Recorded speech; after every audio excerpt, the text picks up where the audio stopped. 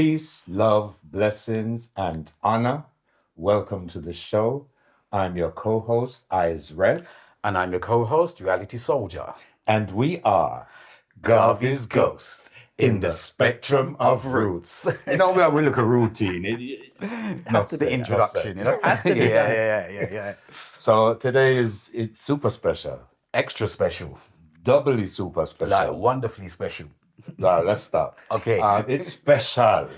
Introduce. Well, you use the introducing. All right. Do the introducing. So today, we're going to run out of superlative. Today we have a very special guest, the wonderful Askala Selassie. Greetings, Askala. Blessings. Be waiting. Yes, we've been waiting for this Amiga energy to come and bless our podcast. Yeah, I tell you, it's So necessary. It so is. necessary. It is. Yes. And we're thrilled that you're here. Really, no BS. Yes. So, and we have to be on our best behavior. We as do. well, innit? We do. We have to be gentle people. Yes.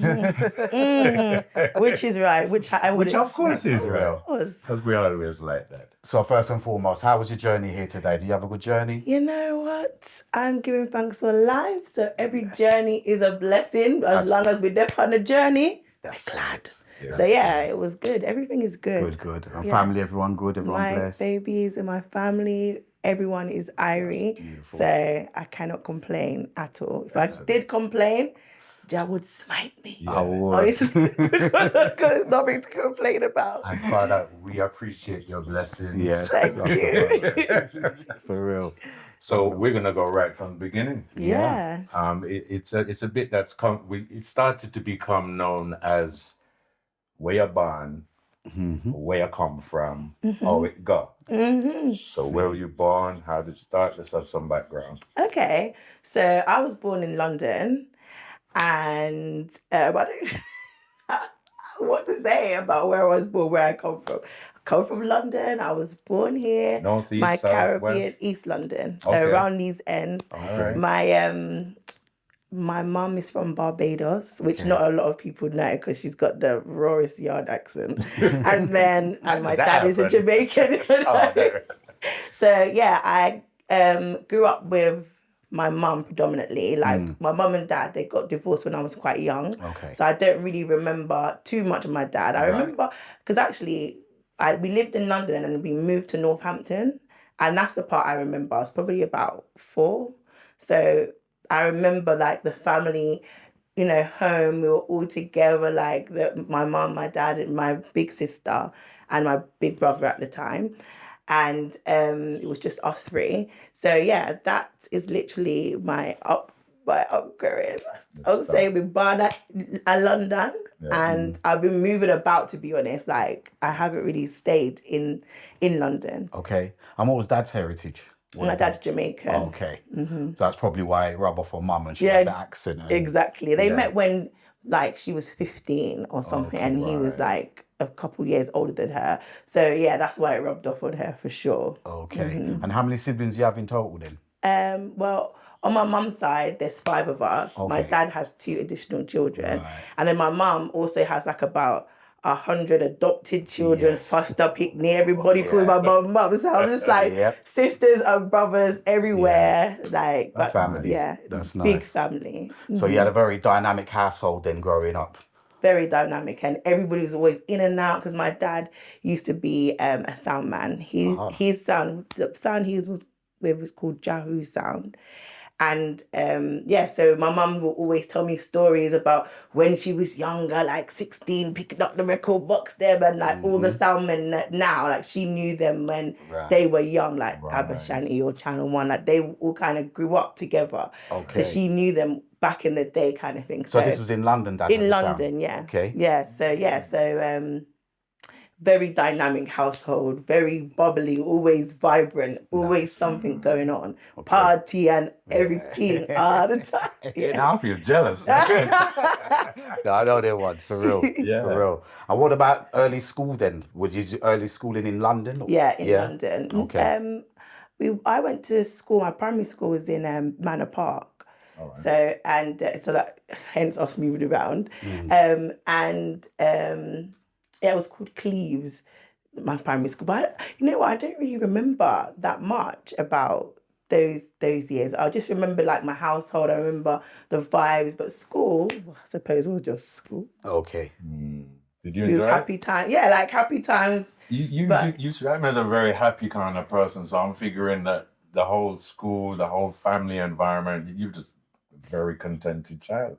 I would say so. Yeah. I would say so. From Obviously, there over. was there were trials and tribulations in between, Yeah. as everybody will face.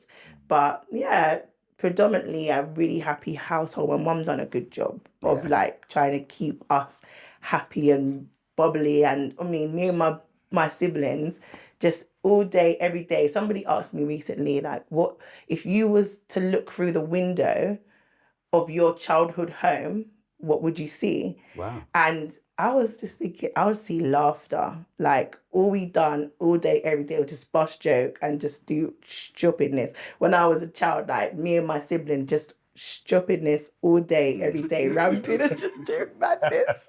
So, yeah, that's what I would see if I look through my window now, my childhood, home. That's what I'd see. That's Joy. beautiful. Did your siblings go to school with you? You went to the same school? Yeah, yes, there was 4 years between us. So Okay. like my brother kind of, when I can remember starting, he was kind of gonna leave soon. Right. Do you know what it was? So it was kind of like See. not really spending that much time together, but we were Yeah. kind of Yeah.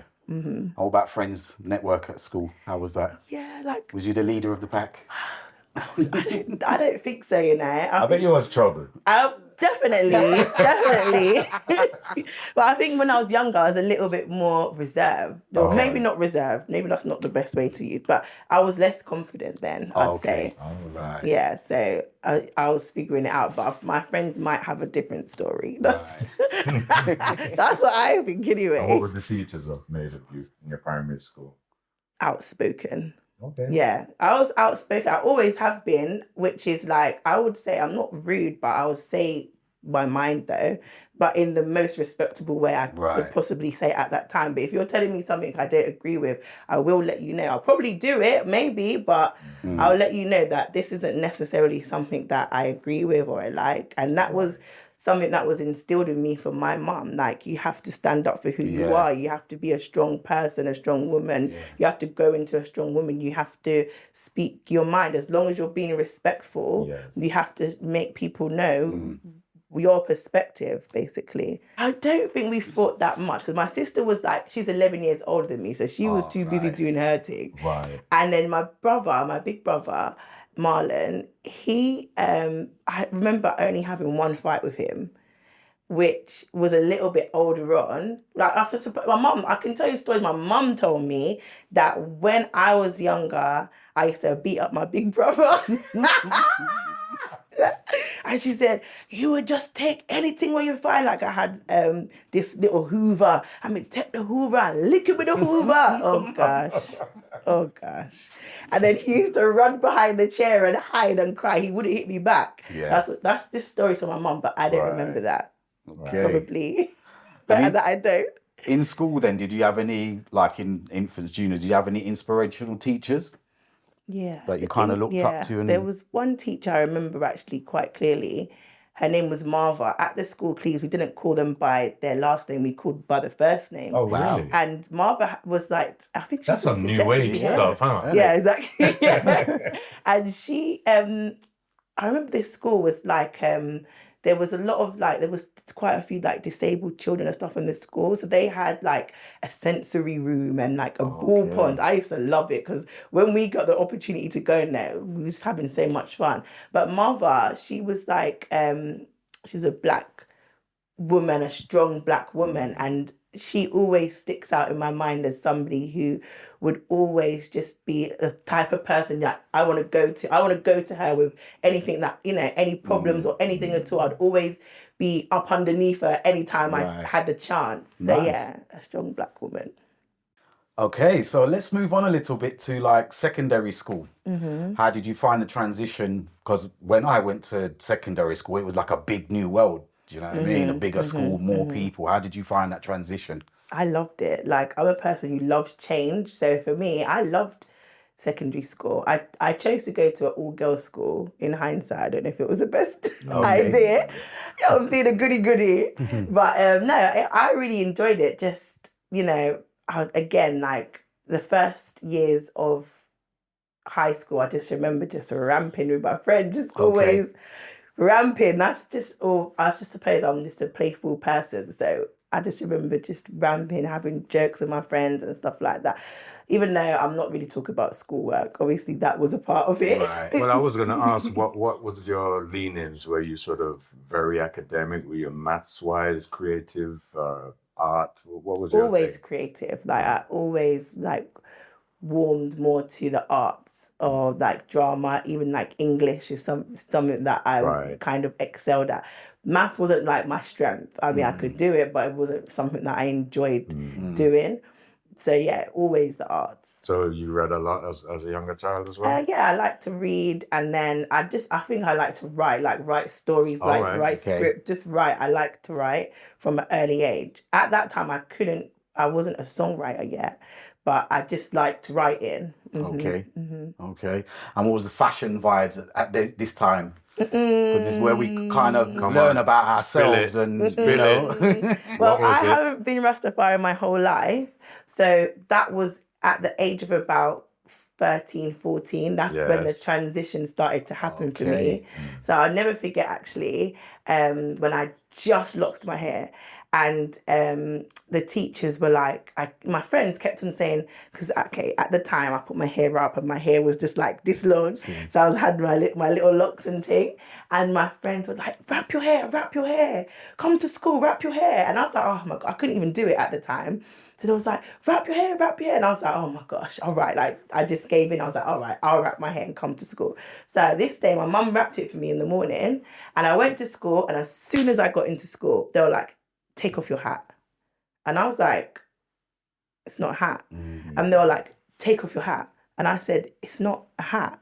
It's a head wrap. I'm Rastafari and I wrap my hair and this is, no, you need to take it off. And I was like, if it was a hijab, you wouldn't, again, this is the outspokenness. Yes. You wouldn't have told me to take it off. So they were like, take it off. No, not taking it off. All day, take off your hat, take off your hat, take off your hat. And something joyful for me and my friends turned into like something really serious. Right. Bone of contention. Yeah, exactly. I was like, what is going on? Like, you're a child, you don't think about these things, you know? So I was really upset actually from that. And I think the day kind of just escalated and escalated and escalated.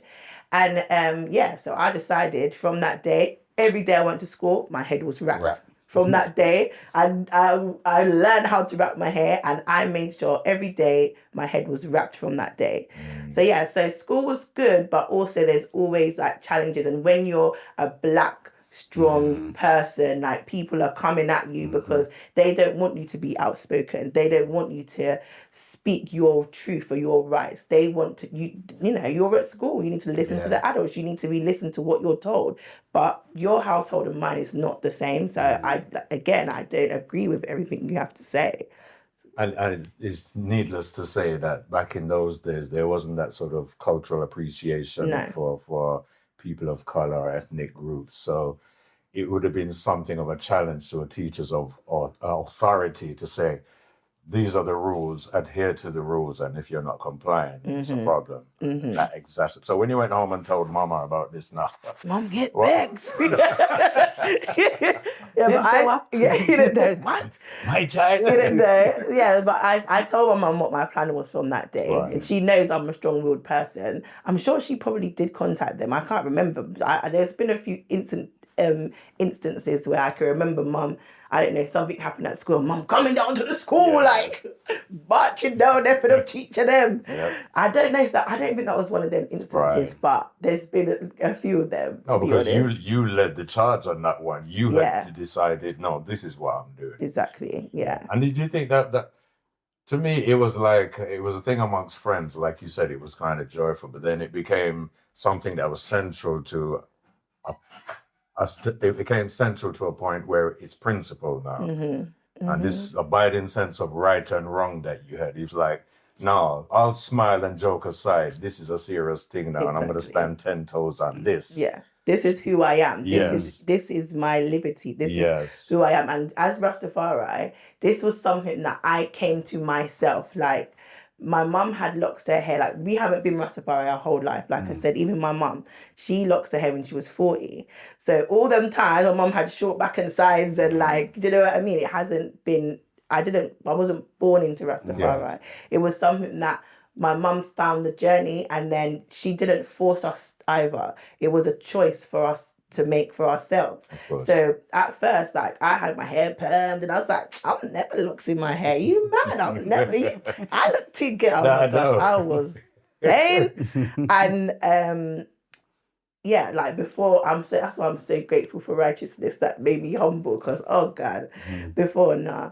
And yeah, so it was a choice that I made. So especially because I have made this choice for myself, and now you're coming to tell me that this is something that you don't want in your school, when it's my religion, if you want to put it under that umbrella. It's my liberty. This is my faith. You can't tell me not to do it. So yeah, I was just like, nah, we're not having none of that. What was the defining moment for you then that made you choose Rastafari?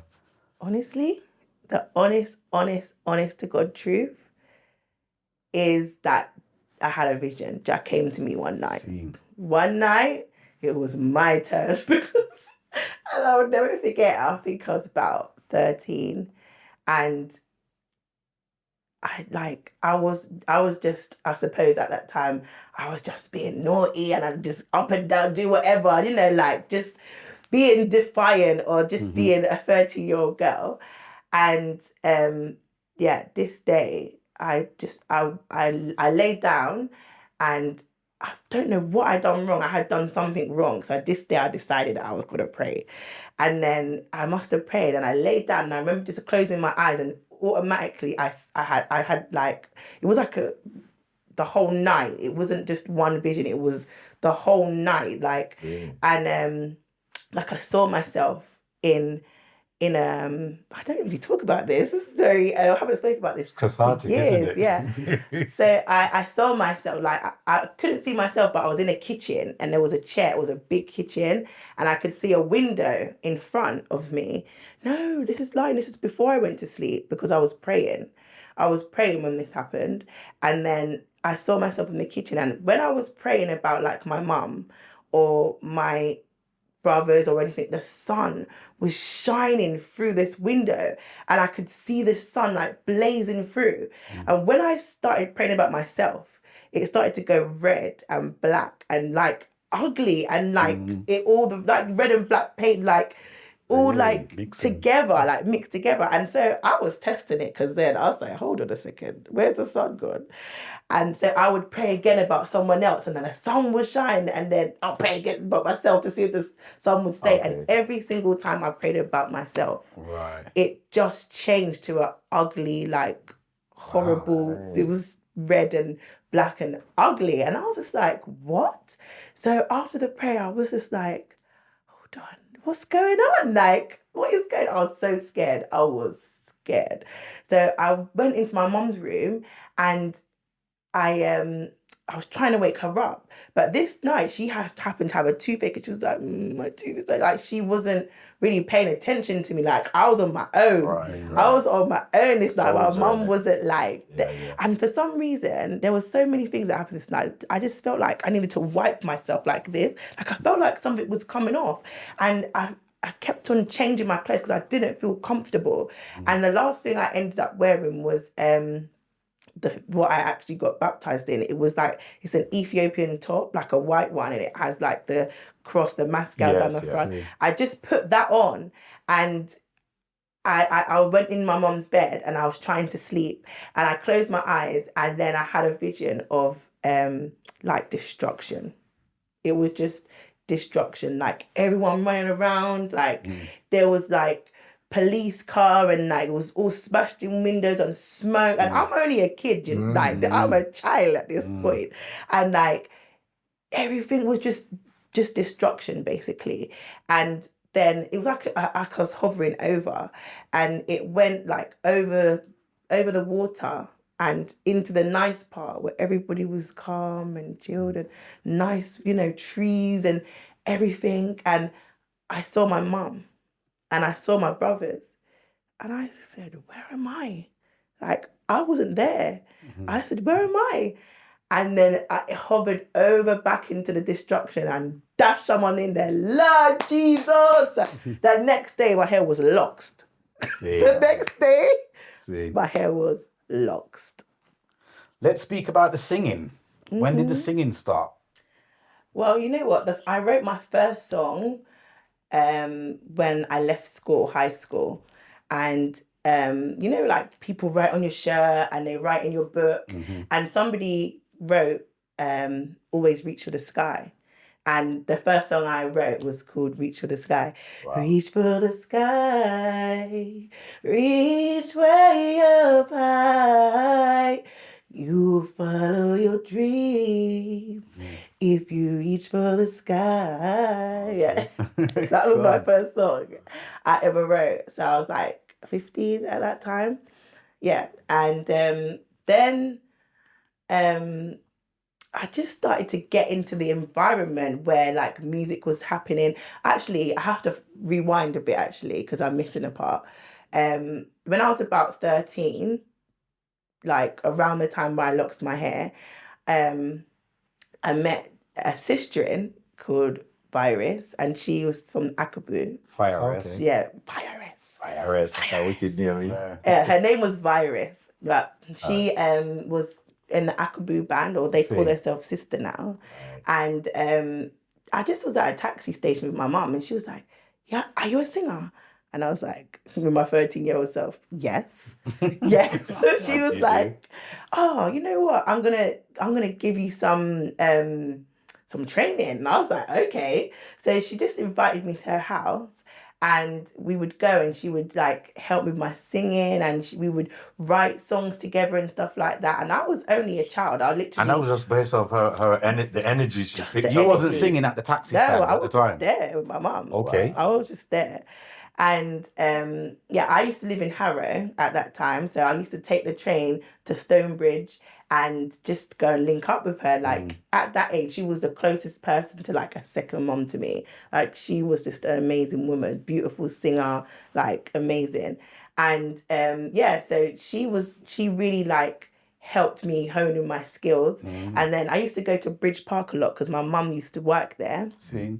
And we was told that they were putting together a girl group. So I was a part of this girl group called, oh gosh, I can't remember what we were called now. It's gone, I can't remember what we were called. But there was 4 of us, and basically the person who was our manager, he was a Rasta man called Nyanja. And oh my gosh, this man, he's still in my life to this day. But it was because of him, like he saw that I was, coming into Rastafari, I was interested, I'd ask him questions and stuff like that.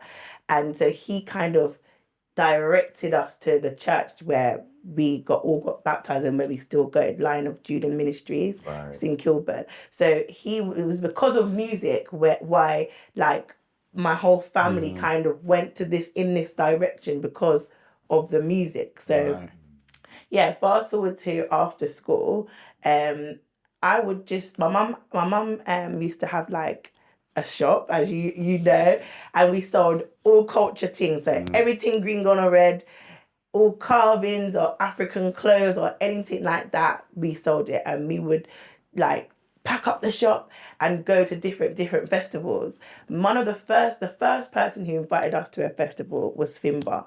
So the first sound system I sung on was Rebel Lion. So I used to, go up to Norwich and wait patiently for the man them to give me the mic.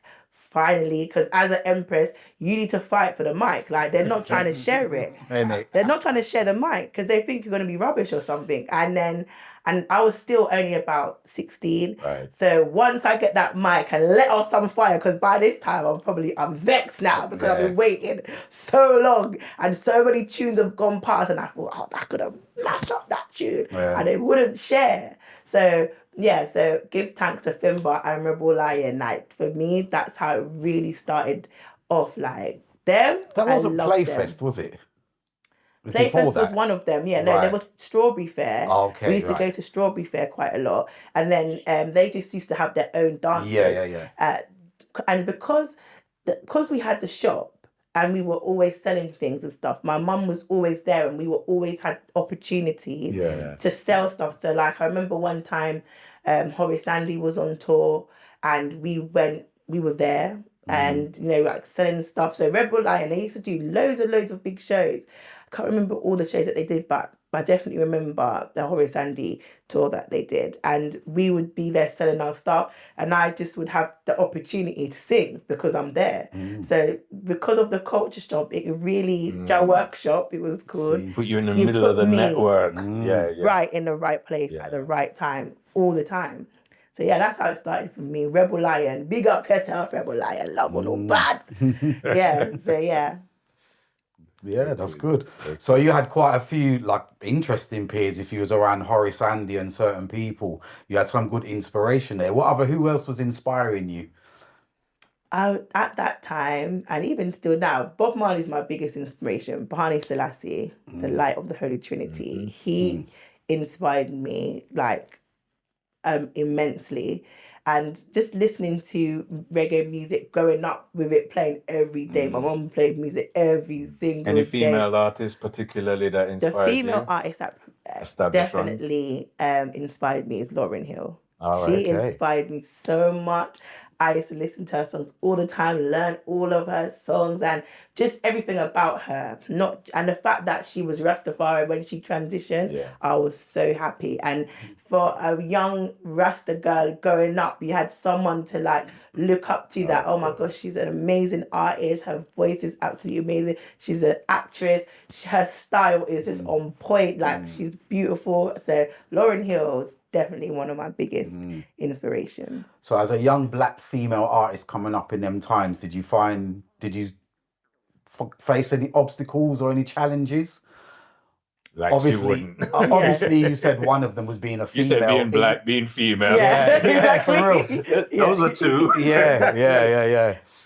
I give thanks to my mum because she's been my manager for a long time, and she's been like a protector for me. So because I started out quite young and I'm around all the man them, and then I'm a beautiful woman, these men are trying to like move to me. So I'm like, my mum's like, that's when she realised, okay, I need to be with her all the time. So it was kind of by default that my mum became my manager because she couldn't leave me alone in certain environments because some men are vultures. So shark. I have to, and that's the honest truth. And I'm really grateful that my mum was there by my side because she like protected me from any of those things, any of them conversations. Some of them men, they try and move to me and say something, but I could look after myself. But with my mum now, I didn't even have to say anything, or it didn't even get to that point, because you know I was protected. So that's something that a lot of females talk about in this industry, and a lot of females succumb to that. Do you know, like they don't have that layer of protection. They don't have the layer of protection, and also like they just think, okay, this producer, he really likes me, and I really want to work with him. So then she will sleep with him or whatever it is, and then him not even business about you again. The tune not come out, record nothing. So I just always say to empresses, guys, like keep that rare commodity. Like if that person wants that thing from you, the fact that you didn't give it is even more powerful than just, But your story and your point of view and your experience, that should almost be like mass produced or at least targeted to inform and guide other young potential. How many female artists have we not seen rise because of the same things that you're talking about, the harbour shark business? Because they just didn't, they had a bad experience and career done. Or they just lost self-belief. And the amount of talent that we could have been exposed to. You are 100% right. So I think it's incumbent on you to make sure you do as much to pass on your experiences and let young female artists know that it's critical that you have somebody there to ward off the vampire.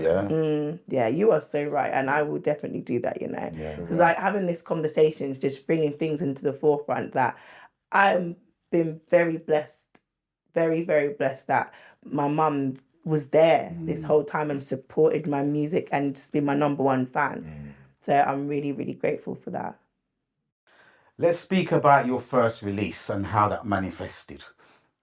Okay. Did you have a lot of experience in studios before your first release, or was it straight to studio? I had a lot of good experiences, to be honest. I used to go to a studio in South London, and Colour Red took me there first of all, and it was Bird Studio, and rest in peace, Bird. He was such a nice man, and I just met a lot of people there, and I done some backing vocals there. The first time I ever done backing vocals was for Colour Red and the Right Vibe Band, Stephen Wright and the Right Vibe Band. Marley. Yes, and we toured the UK, and we were supporting the Wailers. Nice. And that was the first time I ever done backing vocals, honestly. And it was just me one, and I was so happy to be doing it, so happy to meet the Wailers, so happy to like be exposed to this. So that was an amazing experience. And as a result of that, the Wailers called me to come and do backing vocals for them. And there was a show that they had issues with the backing vocals, and they needed to get some English art like musicians. So like there was like Tan Drumpton, me, and there was another sister in that. They were like, they called my mum and were like, the sister can't make it, the other backing vocals, we don't know what we're gonna do. My mum was like, easy now, man. she was like, my big daughter sing too. So literally, it was my mum's birthday. We went to Bilbao on my mum's birthday, me and my big sister, to sing with the Wailers. It was like so surreal, and it was an amazing experience. It was cool, very cool. Right. But to be with fams, like rest in peace, fam, because he's just recently passed away. Yes. And to just be in that environment is second to none. And then a few months later, they called me back to go on tour with them. Like, so my first European tour was with the Wailers, and I toured with them, and I learned, I absorbed, because them man don't rehearse, you know. See? No, sir. It's like, all right, this is the CD. So it was literally showtime. So I was learning, I was listening. I'm listening to Bob Marley tune over and over and over, just to make sure I was getting it correct, because they don't rehearse. I just need to make sure. Well, you can kind of I be on understand point. that, because these are established. Yeah. It's like, do you need a rehearsal to go and sing a church hymn? No, it's a church hymn. They've been singing it for years. You So better you should know. catch up. That's basically what it was. So that whole tour was just literally, I just absorbed so much from them, and just being in a tour environment to understand from the very beginning, this is tour life. You're like driving for 10 hours, you stop, you have to decide whether you're going to eat or sleep, because it's sound checking a bit. And then, you go sound check, you come back, eat or sleep again, and then showtime, you come back, you're gone again at 5 a.m. There's no breakfast, you don't have breakfast. That's like you grounding, left before breakfast. Yeah. So like all of that was just like, wow, this is the realness of tour life. So that, from that, I like was young again. At that time I was like 20, 21. So then from that, I literally thought, okay, what am I going to do with this money? Because I've got paid to do something that I would have done for free. So the engineer at the time, who was with the Wailers, he said that he wanted to record me. So I pick up myself, I went to Jamaica, I used the money to record my first song. And it was called Faith. And that was my first release. Wicked. On your own label? It was Carl Toppin, Big Neck Productions. He released it. So he, at the time, was an engineer for the Wailers. Right. So when I went to Jamaica, I got to meet a lot of people, like from the Roots Radix. Like I was straight into an environment where I could meet a lot of artists, a lot of musicians, a lot of people who've made a big impact in the music. So it was amazing, to be honest. Surrounded by royalty. Just great days. Royal queen amongst the royal household. No better than it that. was just a big blessing. So yeah, that was my first release, and I spent quite a lot of time going to Jamaica, like promoting the song, doing like promo videos and all of this. But at the time, like my now husband, he would always say, Askala, you need to make sure you're working, you have a job to make sure you can fund all of these things. And before I met him, which was when I was about 18. I didn't even have a passport. I didn't have a passport. I'd never traveled. I'd never been anywhere. And he was like, okay, you're going to get a passport. You're going to come to Jamaica. So I was like, okay. So I think about a couple years in, we went to Jamaica for the first time. And he always used to say, just say somebody wants you to go on tour with them. Just say somebody says, come on. I was like, no one wants me to go on tour with them. What are you talking about? Like he would say, you have to be ready just in case. And I'm like, no one, who's going to want me to go on tour with them? Literally. And I got my passport and I got it in December. And by the March, I was in Bilbao. So he was so right. Yeah. He was right. And I ended up going to Jamaica like quite a few times. Like I would work, save up my money. And then I done my first music video. I invested in myself. Yes. Like, even though I had a lot of people around me who I knew or people in the industry or whatever, it wasn't just me waiting for somebody to do something for me. And I was still quite young. I would save up my money, I would work, and then save my money and go and do what I needed to do for my music. That's that sense of independence, self-belief, self-motivation. Also, just before, ladies, want to listen to your husband. Exactly. Find a good one that's talking sense and listen to each other. Yeah. Good. So after that now, so the next stage, all right, so you're actually immersed in the whole industry now. Deep. Yeah. So did you identify goals for yourself, or how did it go? Were you just enjoying and sucking up all the energy, or what was it? What was the plan for you? I did do in between the time that I done the show with the Wailers, and before they asked me to come back on tour with them in Europe, I done a few shows backing vocals for different artists, for Errol Dunkley I done backing vocals for, and I think Everton Blender we done backing vocals for.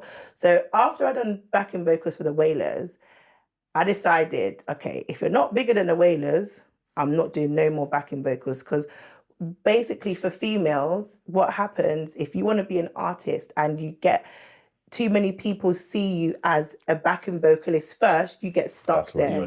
They say, oh yeah, you're the backing vocalist. So I decided that, okay, I'm not going to do backing vocals anymore. I want to be an artist in my own right. And like I said, I'm going to use my resources and I'm going to make it happen for myself and try. So that was my goal. Like, I want to be an artist. I want to, put out my music. I want to, my goal was to just do what I'm doing now, basically. I don't want to be a backing vocalist anymore. I don't want to get caught up with how a lot of female artists or females get caught. But of course, as you know, being a backing vocalist it's not, it's easy to categorize a backing vocalist as like not quite making it as a lead vocalist, when backing vocals is an art form in its own right, 100%. Finding the different harmony, the intervals and everything like that. So I've seen many times where there'll be backing vocals and they get the opportunity to go and sing a lead vocalist, sing a lead vocal with the principal artist. So we don't want to down the backing vocals. No, definitely not. But for you, you always wanted to be a solo artist. Yeah, I always wanted to be a solo But it's quite easy to get dragged along the current to be a backing vocalist. It definitely is. And also, I feel like if it depends on what your drive is. So if it's like they like the money, like it's quick money or whatever, you can just pay your bills or whatever it is. It depends on your situation, your circumstance. Then, it's good. It's a great teaching, but also so is sound system. Like sound system is a different kind of teaching that as a solo artist, that foundation is like, again, second to none. Like if you can ride any rhythm and jump on a rhythm and be in that environment, these things are really fundamental teachings for an artist. If you get the opportunity to do backing vocals, be in that environment, be on a big stage, and there's so many stories I could tell you about things that happen on stage, but all of these things are important. So far it's been so wonderful having this discussion with you, but let's talk about, have you got an album? Have you done an album? Have you you've spoke about being an independent artist and being self-sufficient. How's that going? Like, have you got an album? Have you done an album? What's the vision? What's the plan? So at the moment I'm just putting out music. Right. But I have done an album. I've done an EP with it was an Italian crew called Bizzarri. Okay. And at that time all I did was travel like every weekend. I'd work in the week, I'll be in Italy on the weekend, and I'll go back to work like half tired and all of that. So yeah, big up to Bizzarri. And so that EP was called Put Jah First. And that was my first EP, 7 tracks. And then I got an album out that's called Warrior Empress. Okay. So that was released in 2016. Also, like, I have like some vinyl releases, like with King Shiloh, for example. Different things. But I'm the type of person, I don't really like to go to this studio, that studio, and this producer has songs for me, that producer has songs for me. I feel like I do like to control my music. I feel like I'm very free-spirited. I'm very like joyful and happy and laughing. But the one place when I laugh is with my music. That's right. The bottom mess it up. That's good. That's like good. That's if you want to see the serious side of me. Yeah. It's like one of your children, isn't it? Yeah, exactly. It's about babies now. You know what? Stop. No bother with it. So literally, it's not something I really like to do. So I'm saying that to say that Mad Professor did have a song of mine for like about 5 years that we didn't release or didn't really do anything with. And we've just recently released that last year. It's called Survivor on the Warrior Child rhythm. So at the moment, I'm working with the Ariwa posse and working with Joe Ariwa. So I've had 2 releases last year with Joe. And one was called Rise and Shine and the other one was called Survivor. I mean, during that, like, for example, like during the pandemic time, I really spent a lot of time honing my craft. And like, I've done some courses, like some vocal courses, like some music business courses. I really took time to like, I just had 2 babies at the same also. So I wasn't going to be doing music anyway. So throughout the COVID time that I was on lockdown with my picnic and the fact that COVID happened was a blessing for me. You know what? We've heard that. We've heard that it was a real impediment for a lot of people, but for a lot of people it was a time for really some self-reflection. Introspection and learning and development. And sometimes I think the lesson there is we get so caught up in our activities. It's like, stop. Let's assess. Let's find out where we are. Where's our shortfalls? Where's our strength? And let's build and go better. So you did that. Yeah. With 2 picnic. I 3 of them. I have 3. I had 2 babies. I have 2 babies that have basically born in COVID. So like me and my husband, like I said, we've been together for ages. We had like an 11-year-old, and we were like, right, I think we should have another child because we're getting older now and we're having a lot of fun. So there's literally no reason why we wouldn't. So we had two more children, which is a big blessing. So alongside being an artist, I'm a mum, I'm a wife. So like, for example, like touring live is I have to make sure my house clean, food cook and put in the fridge for that. Like for a woman doing this is very hard, and I don't think that we get the big ups. Like if you want me to, I just can't come to the studio in 2 minutes. No, I need to make sure. I mean, you can't be on standby. No, like guys, come on. Like I can be flexible, but you have to work with me here as well. Like I have more than one of me. I have to. Each person is different, but for me, one of my biggest goals in life is to be a good mum, is to be a good wife, and is to have a happy home. Of course. Before everything else. So I have to make sure that's set up right. So I'm not the type of person who's, okay, my mum always said, listen, nobody look good out on road and your house dirty. You know, if you say, you want to come for some tea, and you come in, I can't invite you in because the house, that's not how I've been brought up. So so it's very, very difficult to try and get everything in place. And I feel like that time through COVID, like you said, it was a lot of introspection. I was doing music all that time with one child. Now we have three and a husband. Like it's a whole different. It's a whole different thing. I had to really learn. I had to learn how to be at this point right now. How to learn how to be a mum of 3 children, still find time for myself, find time to write. Right? What was that? Like the first few couple of years, right where? Right what? Shopping list. Yeah, exactly. Okay, there was like... I think as a guy, you know, you know, we're not young, but over the years we get to appreciate females' achievements with all the other stuff that comes with being a female, and we kind of take it for granted as men. We're just too busy going out there and shaping and changing the world and not realizing that when we got some pioneers of the female variety, they're coming with a lot of stuff, and it kind of makes the achievement even much more notable. Do you know what I mean? So your achievements in recent times, bearing in mind you got 3. Man, I got grandchildren. I'm hopeless after a few hours. I need to sleep. Tired. How do you do that?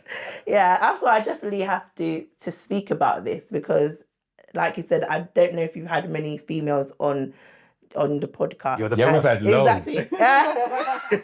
Number one. Number one. I look good. Number one. I'm joking. So I really have to like speak for my sisters. Like this is not easy for us.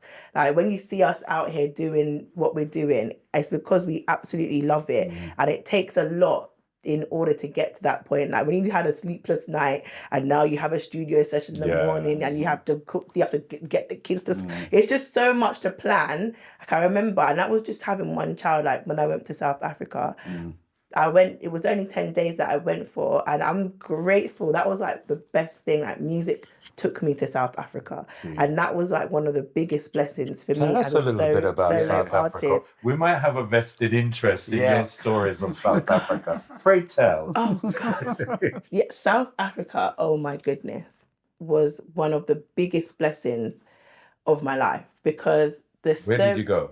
I went to Cape Town. Oh, I had really? a show in Cape Town, you say? Yeah, Cape Town, I Windy city say. in Africa. Cape Town. Everything they told you about Africa was a lie.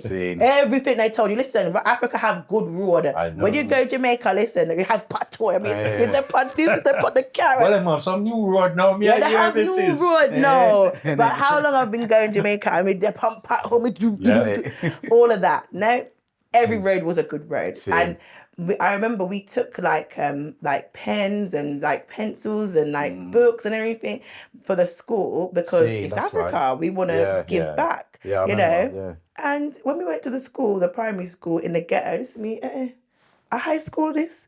They said, oh no, this is the primary school. Lad. It looked like a high school that would be, you know, in England. I was like, hold on a second. Like, obviously the children don't have the money to buy all these things. They were so grateful for them. But the school looked good. And I was just surprised, like, Woolworths was, I was just like, hold on, what's happening here? Like, it wasn't what they told us.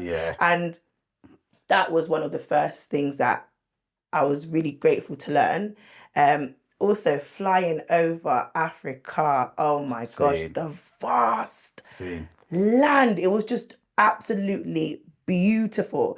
And I thought to myself, you know, like there's this bare desert, and then you just see the couple little hut right there. So, and I said, you know how these people are messed up. You went to the huts in the middle of nowhere where the people, of course they're walking with no shoes on because it's in the middle of nowhere.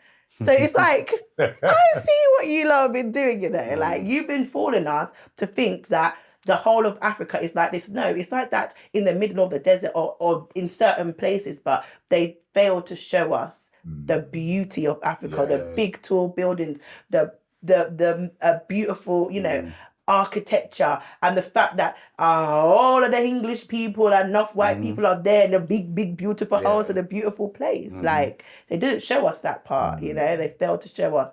But landing, I've got Africa, oh my gosh, landing in Cape Town, I felt like the only way to explain it, like Avatar. I felt as soon as I touched that ground, something happened to me. Like I felt instantly connected. And it's the biggest Rastafari community I have seen in my life. Yes, Askala. What a wonderful story we've had so far. Oh gosh. Outside of music and family. You know what? You need to have your own time, no matter who you are and what you do. For real. As you get older, as I've got older, again, like the whole lockdown or having, I don't even think it was lockdown for me. It was like having 3 children now made me realize that, all right, for my own sanity, I need me time. Like I need to have time for myself in order to do all the things that are required of me. And I feel like one of my biggest fears, like this is going deep for me now. One of my biggest fears is, like I see a lot of women, they're a mum or they're a wife and they don't know who they are. Like they lost their self amongst every other title that they have. That's like my biggest fear. So I've learned how to like give myself time. Some small things, like I need to go for a walk. Usually I go for a walk in the morning, or I need to just start my day, like clear my meds, have a bit of time for myself. I like going to the spa. I started to schedule that spa day in, like to make sure, whatever you lot are doing, good for you. That's my household I'm talking to. Yes. I'm going to spa. So yeah, I go to the spa. I used to think it was like a social event, but with my friends. But now I just go on my own. I just have for your own recentering. For my own recentering. recentering. So like a lot of times, a lot of introspection, a lot of reflection, a lot of time for myself. These like the type of hobbies. I like to listen to a lot of audio books. Again, I drown out my picnic them. We put in my headphones and I listen to something. So yeah, I like to travel. What kind of audio books? What kind of stuff piques your interest?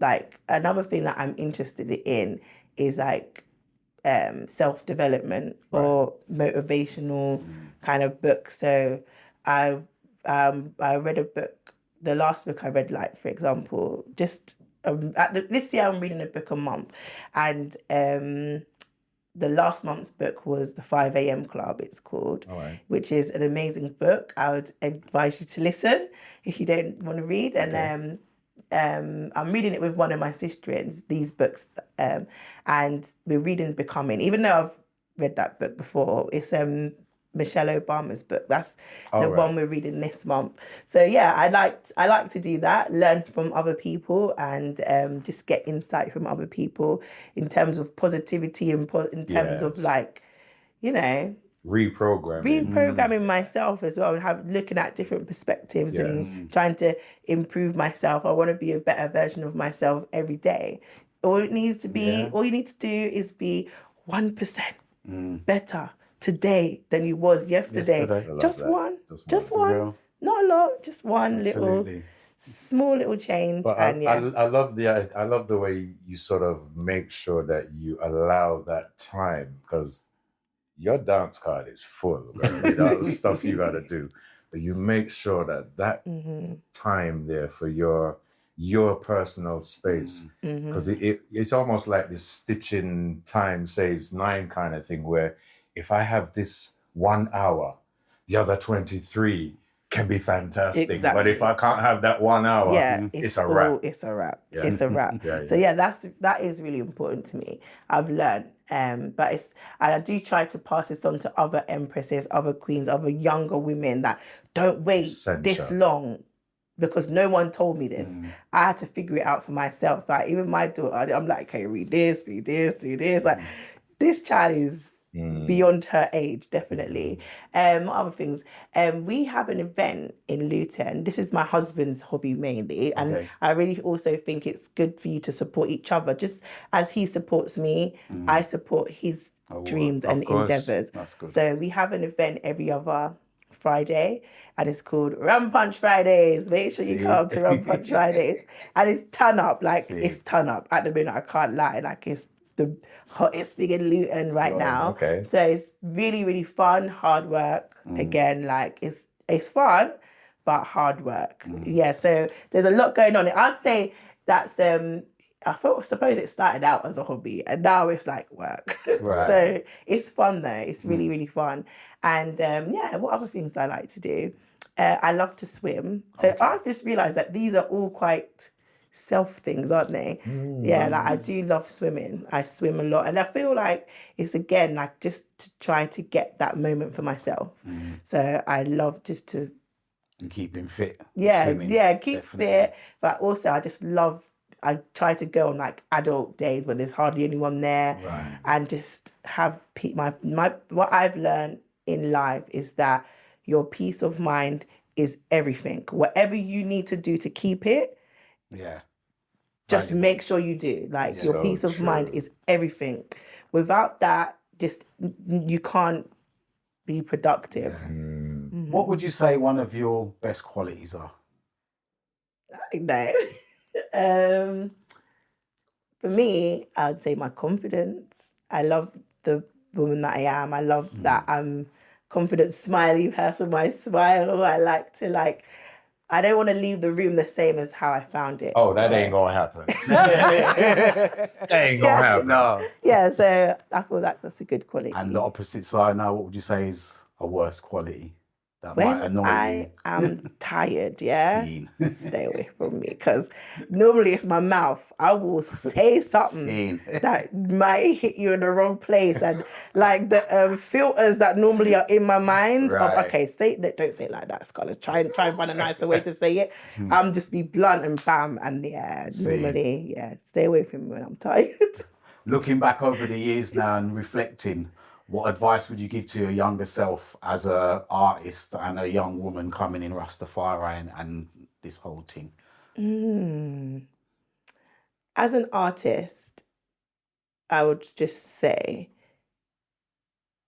this business is ugly, but keep on going. Like, keep on pushing and believe in yourself. Invest in yourself because no one's trying to help you. Basically, that's what I would say. I would say that to every young artist as well. Like, invest in yourself, learn, figure it out for yourself, know the business, because everyone's trying to look for someone to rob, basically. So just try your best to understand as much as you can. And as Rastafari, I'll just say, like I say in my song, put Jah first. Like, put Jah first. No one's perfect. You make mistakes, but just brush yourself off and keep on going and try again. Just brush yourself off, try again. Because it's just all about positivity. Yeah, no one's perfect. People be like trying to judge you, but take out the judge out of your eye first, before you try and come take out mine. And you know, for like real. Stop trying to act like you don't have faults. If my faults are more apparent and they happen to be out in the open, you could see them, then that's, unfortunate for me. But you have yours. It might be in secret, but you have yours. So don't try to act like you're doing or nothing. Have a shit can make patty. And then stop lying. Just be real, man. Be yourself. Live life, and enjoy every moment of it. Live in the now. Like, there's so much I would say to my younger self, to be honest, or share with the younger generation. Like, live in the now. Don't worry about, the dream is there. It's there. Just what you do now is gonna get you there. So just focus on what you can control. And like the good man said, have a job as well. Yeah, have a job. Have so a you job. Can pay for your things. Yeah, because you're gonna need to invest in yourself. You really are gonna need to invest in yourself. Askala, it's been a real pleasure. Wow. And very enlightening.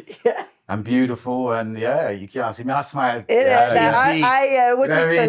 call it? I have my smile is infectious. All of that we need, It's been a real pleasure. Thank you so much. Having you. Bless us with your presence. And we want to thank all the listeners and all the viewers for tuning in to this wonderful episode. Please remember to like, subscribe, and share. This has been Garvey's Girls in the Spectrum of Roots. We give thanks. Bless up. Rastafari. Blessings. Blessings. Thank you. Yes.